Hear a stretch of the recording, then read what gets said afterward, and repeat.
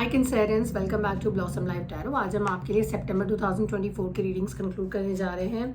हमारे पास 4 कार्ड्स हैं यहाँ टेबल पर। चारों कार्ड्स एक एक वीक को रिप्रेजेंट करते हैं इस मंथ के। उसके अलावा एक की कार्ड है आपके लिए। शुरुआत करते हैं रीडिंग की, which is your with your की कार्ड। आपके की कार्ड के साथ शुरुआत करते हैं। पहला जो कार्ड है वो है कम्युनिटी का कार्ड। अगर ट्रेडिशनल टैरो डेक्स के अंदर इस कार्ड को देखा जाए तो 3 ऑफ कप्स का कार्ड है, जो रीयूनियन की बात करता है, दोस्तों से मिलने की बात करता है, कम्युनिटी सर्विसेज की बात करता है। उसके अलावा ये भी कहता है कि आप किसी पुराने दोस्त के साथ या पुराने दोस्तों के साथ रीयूनाइट कर सकते हैं। बहुत ही अच्छे एनर्जीज़ हैं, पॉजिटिव एनर्जीज़ हैं। सेलिब्रेशन की भी बात करता है ये कार्ड। और वाइल मैं आपको इस कार्ड के बारे में बता रही हूँ, हम बाकी के कार्ड भी फ्लिप कर रहे हैं। हर एक वीक के लिए आपके कार्ड्स के आप रिप्रेजेंट करते हैं। पहले हफ्ते की अगर बात करें आपके लिए, तो पहला जो वीक है आपका वो आपके फाइनेंसेस पर फोकस करता है कैंसरियंस। मुझे ऐसा लगता है कि finances will be a focus in this month. आपका बजट्स थोड़े से टाइट चल रहे हैं। मुझे ऐसा लगता है कि बजट में थोड़ा सा ओवर एक्सपेंस जो है वो कार्ड के अंदर काफ़ी ज़्यादा नज़र आता है। और अगर कार्ड के कंपेनियन कार्ड को साथ में देखा जाए, आपके पास 8 ऑफ वॉन्ड्स का कार्ड है। मुझे ऐसा लगता है कि कहीं पहुंचने की बहुत ज़्यादा जल्दी है आपको। आपके फाइनेंशियल टारगेट्स को अचीव करने की बहुत ज़्यादा जल्दी है आपको।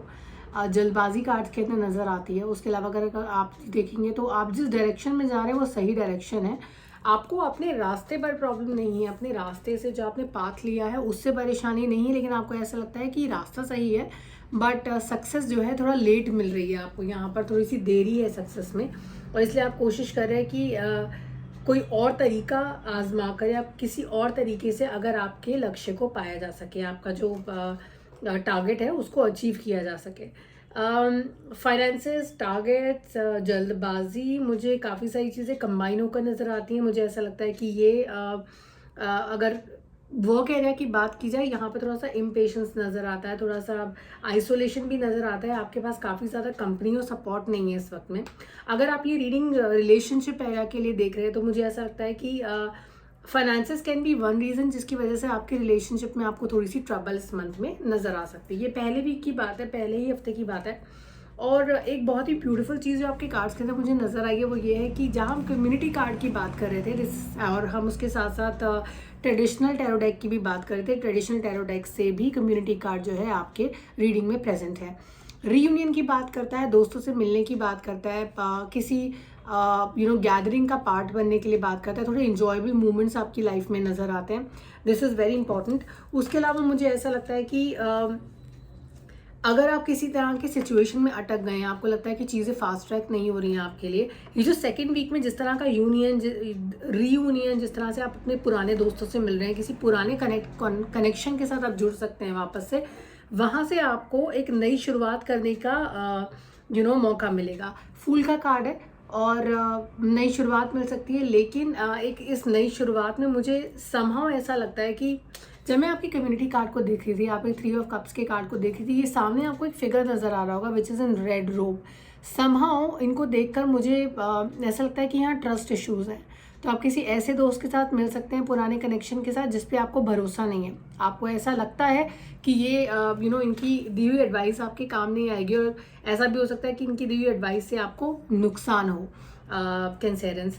बट मुझे बहुत ज़्यादा चांसेस लगते हैं कि किसी कॉमन कनेक्शन से, किसी पुराने कनेक्शन से आपको किसी तरह की नई लीड मिल सकती है वर्क एरिया के मामले में। एक और चीज़ जो यहाँ पर इम्पॉर्टेंट है वो ये है कि रिलेशनशिप के लिए स्पेसिफिकली अगर आप इस रीडिंग को देख रहे हैं, ऐसे किसी पुराने एक्स पार्टनर के साथ आप वापस रीयूनाइट होने के बारे में सोच सकते हैं जो आपको एक बार पहले धोखा दे सकते हैं। देखिए, सामने से हो सकता है बहुत ही ज़्यादा अच्छे आपको नज़र आए और बहुत पॉजिटिव नज़र आए, लेकिन इनके जो वाइब, जिनके जो मोटिव है इनका, वो बहुत बढ़िया नहीं है। इनफैक्ट मुझे ऐसा लगता है कि ये पार्टनर किसी के साथ ऑलरेडी एसोसिएटेड है, तो आप इनके लिए सीरियस कनेक्शन दोबारा नहीं होंगे। तो बेहतर ये है कि आप इनसे दूरी बना लें, क्योंकि ये कनेक्शन आपके लिए लाइफ में फ्रूटफुल रिजल्ट्स आपको देता हुआ नज़र नहीं आता है। किसी एक्स पार्टनर से अगर आप मिल रहे हैं और रिलेशनशिप आप दोबारा से स्टैब्लिश करना चाहते हैं उनके साथ, यहाँ पे उसके रिजल्ट्स बहुत अच्छे नज़र नहीं आते हैं, क्योंकि this partner can actually cheat on you. To be very very precise with what we were trying to convey.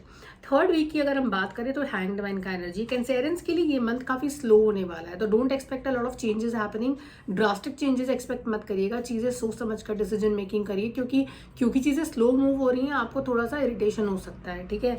और अब क्योंकि आपके एक्सपेक्टेशन के हिसाब से भी नहीं हो रही है, तो वहाँ पे थोड़ा सा इरिटेशन भी आपको हो सकता है, आप थोड़े नाराज़ भी हो सकते हैं यूनिवर्स से कि कोई चीज़ मेरे हिसाब से नहीं, it's not falling in place. और दूसरा रिलेशनशिप एरिया में क्योंकि चीज़ें आपके हिसाब से अगेन नहीं वर्कआउट करी है, थोड़े से नाराज़ और हो सकते हैं।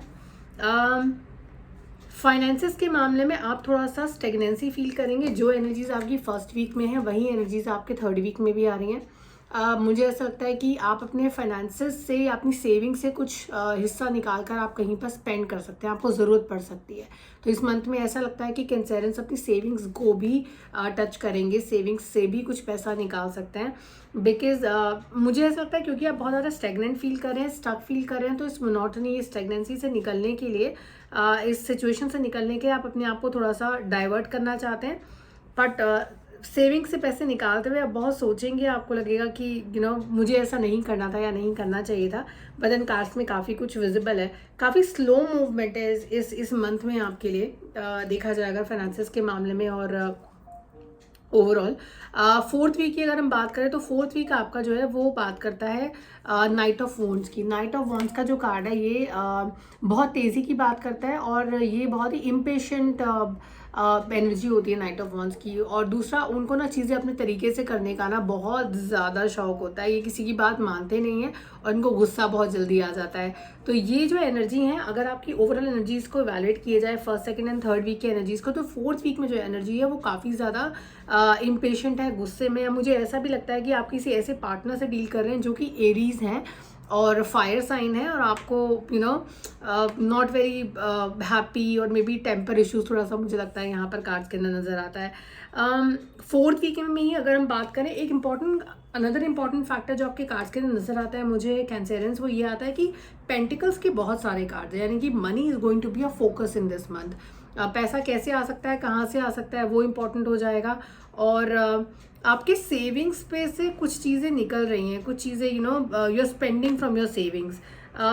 बट ये जो कार्ड्स हैं ना, मुझे लगता है इन्हें क्लैरिफाई करना बहुत ज़रूरी है और जान लेना ज़रूरी है कि what are they representing in your reading today? I mean, what are they trying to tell you?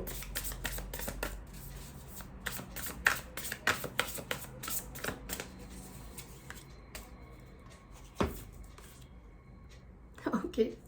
Again, a pentacle card only in your reading. पैसा बहुत ज़्यादा मायने रखने वाला है, कहीं से पैसा आ रहा है, आपकी सेविंग से जा भी रहा है। इट्स अ 8 ऑफ पेंटिकल्स का कार्ड है।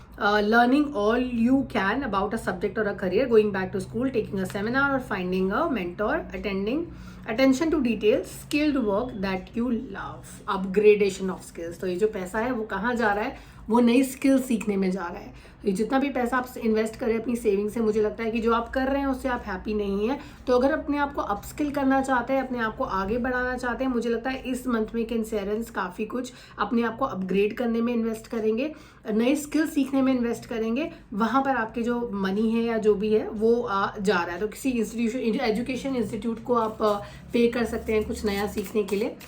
ये बहुत ही बेहतरीन चीज़ है। और मुझे ऐसा लगता है कि इस एनर्जी के साथ अगर आप सितंबर में हैं तो अक्टूबर की एनर्जीज काफ़ी ज़्यादा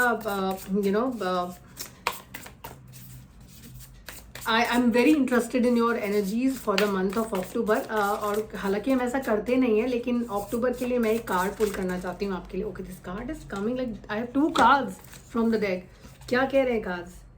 A happy marriage, happily ever after, emotional contentment and a loving relationship with the children, raising children wisely and successfully. People can trust you. October is going to be a rainbow month for you. आपको अलग अलग तरीके के लोगों से मिलने को मिलेगा, आपकी रिलेशनशिप्स इंप्रूव होंगी। एक और कार्ड जो आपके पास है वो है क्वीन ऑफ वॉन्ड्स का card. Brilliant, talented, independent personality. तो जो चीज़ें आप मंथ ऑफ सितंबर में मिस कर रहे हैं वो चीज़ें आपको मंथ ऑफ अक्टूबर में मिलेंगी। सितंबर और अक्टूबर की रीडिंग्स ओवरऑल आपके लिए बहुत अच्छे मैसेज लेकर आती हैं। जहाँ पर सितंबर आपके लिए थोड़ा सा स्लो मंथ नज़र आता है, अक्टूबर उतना ही फास्ट ट्रैक नज़र आता है। आपका जो कार्ड है शुरू, एस्टेब्लिशिंग कार्ड है यहाँ पर अक्टूबर के मंथ के लिए, की कार्ड कहना चाहिए अक्टूबर के मंथ के लिए। वो काफ़ी कुछ आपके लाइफ में पीस दिखाता है। अपनी एबिलिटीज़ को अंडर एस्टिमेट मत करिए, आपके पास बहुत काबिलियत है, सही जगह पर अपना फोकस लगाइए and you will win all the battles. Cancerians अपना ध्यान रखिए, खुश रहिए। हम फिर मिलेंगे अक्टूबर के डिटेल्ड रीडिंग के साथ, तब तक बने रहिए हमारे साथ। Thank you, take care.